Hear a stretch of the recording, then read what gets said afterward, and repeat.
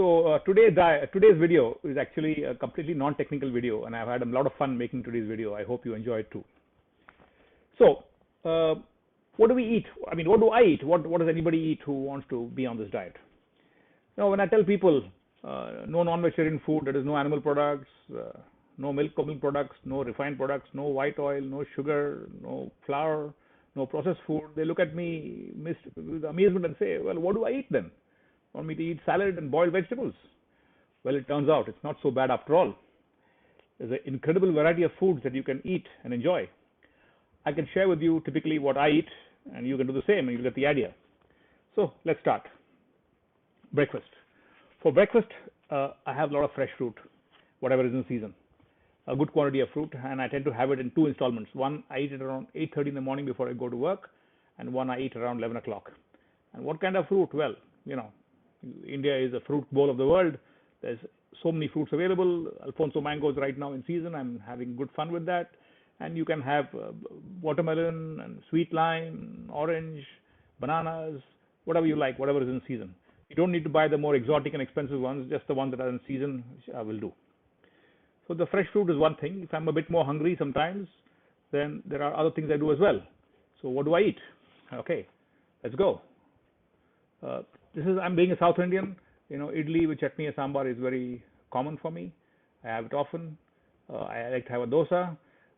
You can make the dosa without oil, and masala dosa is a little bit more tricky to make without oil, but you can tell the guy make it with less oil, and that's good. Cornflakes or muesli, I have it at home. When I have it at home, I have it with almond milk. It's very, very rare. Maybe I have it once a week or once in 2 weeks, not very often. And I have poha, porridge, upma, thali peeth, bread, toast, all the stuff is there. And when I'm traveling and I'm staying in a hotel typically, and most of the hotels, they have some kind of a restaurant or a buffet breakfast, and I can have all the stuff that's there, all the options on the left that you see, and then I typically have the freshly squeezed juice. I don't like to have juice much. I prefer the whole fruit, but there I have a little bit of a juice. There's baked beans, some kind of potato is always there. Sometimes you have fancy stuff like appam with stew, moong dal chilla, and muesli. They will not have almond milk, but typically they have soy milk. And they have some kind of grilled vegetables, sometimes some noodles, sometimes some fried rice. There's a lot of stuff you can have. So all these things are possible to have for breakfast. If you ask me honestly, I mostly stick with the idli or the dosa, and once in a while muesli and bread, but that's it. Rest of it is all optional.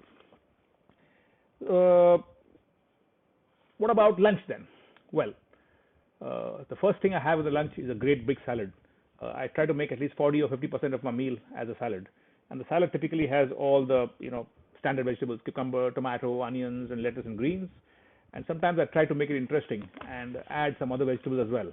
So I might add some sprouts, or sometimes a little bit of steamed cauliflower or steamed corn, sweet potato, broccoli. But I make sure that the steamed component is very, very less. The bulk of the salad has to be raw. And to make the salad more interesting and tasty, I always use some kind of a dressing, which is some kind of a chutney, a date chutney, coconut chutney, tomato chutney, or sometimes even some powder, flaxseed powder, sesame seed powder, or if nothing else, even chaat masala. There's so many recipes on the internet to make salad dressings, and you can have a look at it, but you try to keep it as simple as possible.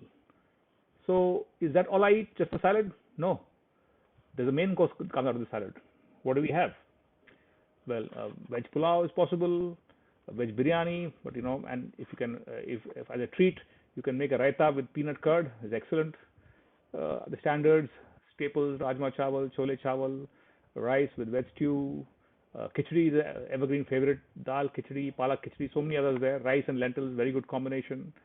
Curd rice made with peanut curd. Sambar rice, rasam rice. I'm a South Indian, remember. You can have it too. Kadhi chawal, again the kadhi is made with peanut curd. And then millet is a new discovery. Millet is supposed to be very, very healthy. It's a positive grain, and a lot of people say it's much better than rice and wheat. And there are 5 different kinds of millets that I know about: kodo, brown top, all these names are there. You can have all of them every day. You can have a different one. You can make a khichdi. You can make a lot of recipes actually, but the khichdi is the easiest. And then the regular roti which you have, you can make roti out of, not just out of wheat, but nachni, jawar, bajra, rajgira, all these things. You can have theplas, parathas. So a lot of stuff, and that's just the main course. And along with so basically the rice or the roti, and along with that you have the dal and the vegetable. And here again you have a crazy choice, as you can go on seeing. I can go on and on and on. Sai bhaji is Sindhi, tomato curry. So you can see there is lots and lots of choices. You're not going to fall short of anything. Then we move on to dinner. So dinner is pretty much the same as lunch, So basically a large raw vegetable salad to start with, the main course, whatever, all the rice or roti. If I have rice for lunch, I have a roti for dinner, or the other way around. And then if you have the main course, the vegetable of the dal, or a vegetable, and then typically at night time I like to have a soup, especially if I'm eating out. And then you have so many different options of soup that you can go on. You can go on having. And rasam is also pretty good. Being a South Indian, again, this is something I like. And then here tom yum soup, tom kha soup. That gives you an idea what's coming next. So far I've been talking about Indian food, but you don't have to restrict yourself to Indian. So once in a while for change at home or when eating out, you can have Lebanese food, pita bread, hummus, the standard Indian Mumbai pav bhaji. You can have some Chinese noodles, Chinese stuff. You can have Mexican food, beans, rice, tortillas, quesadillas, burrito, bowl wrap, stir-fried vegetable. You got Thai food, typical lovely Thai curry with rice, pad Thai, peanut rice, Burmese food,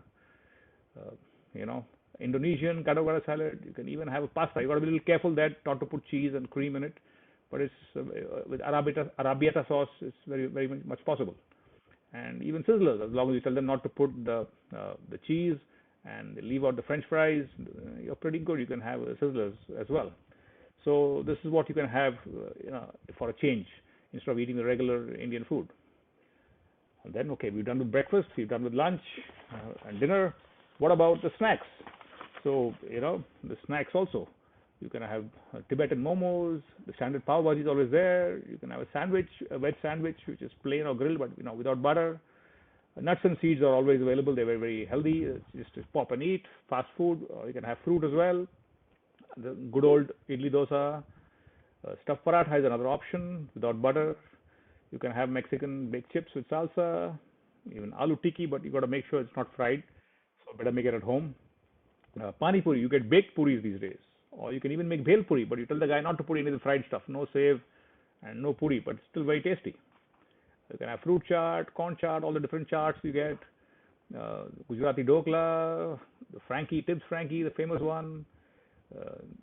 You can even make vada pav. It's possible to make vada without frying, baked potato vadas, ragada patties, and a wrap of all kinds. So it goes on and on. You can even, if you even want, you can even have a vegan pizza, or you can have French fries which are baked or which are made using an air fryer. So you really don't have to deprive yourself of anything. Subway is also another option. A nice Subway sandwich. They have veggie delight. Just make it without cheese. You're good to go. So there's lots and lots of stuff. Many options. So the only question that you may have is, how the devil do I make all this stuff? Well, not to worry. You have to make it without oil, without butter, ghee, sugar, flour, without milk, curd. So how the hell do you make it? Well, not to worry. Like I said, there is a website from an NGO that I'm associated with called Sharan. They have all the recipes. Each and every dish that I told you, they have a recipe for it. All the Indian food and a few of the foreign foods, international foods as well. If you want, this is another website which has also very good recipes from American food. And of course, you have a lot of recipe books and the internet. That's always available to you. Is that all? What about desserts? Well, that's a bit complicated now, because most desserts are full of sugar, milk, cream, eggs, butter, flour, all unhealthy things. So generally what I do is I keep it simple. I just stick to fruit or dry fruits. Dates, figs are excellent. And if I feel I need something more, I simply order a vegan dessert. They're easily available nowadays. You can get cakes, pies, muffins, shortcakes, cheesecakes, mithai, barfi, laddu, whatever you want. And if you want to make it at home, well, yeah, again, there's a website. You can have recipes. But warning, it's a lot of hard work. But then, of course, there are recipe books, internet. And then let me tell you a little secret. Sometimes I cheat. I'm a chocoholic, so sometimes I have some dark chocolate, or once in a while, maybe once a month or so, maybe even a small piece of chocolate cake. But that's not something that I do on a regular basis. I try to keep it as less as possible. And before I wind up, what is about superfoods? You have all these different foods that you hear about, and every day a new one is coming up. goji berries or rambutan, quinoa, kombucha, and they say it's the greatest thing. You must have this. If you ask me personally, I don't think you need any of this. They're nice, they're not critical. You can have perfectly good health without them. I believe that all foods are superfoods. If you eat in variety and the natural form, there's no need to spend a lot of money buying exotic stuff. Once in a while, as a treat, you can, if you like it, you can go ahead, but it's just for fun. So, to summarize, what I would like to say that eating a plant-based diet is not restrictive at all. You've seen the kind of variety that you can have. You don't have to have boiled veg and salad all the time. There's a lot of choice. But only one thing I say, keep it simple. I have given you all the different options just to give you an idea of what is possible. It doesn't mean you have to eat all these things or cook all these things. Just choose a few, whatever your favorite ones, and once in a while you can make some changes and enjoy your meal. Bon appetit.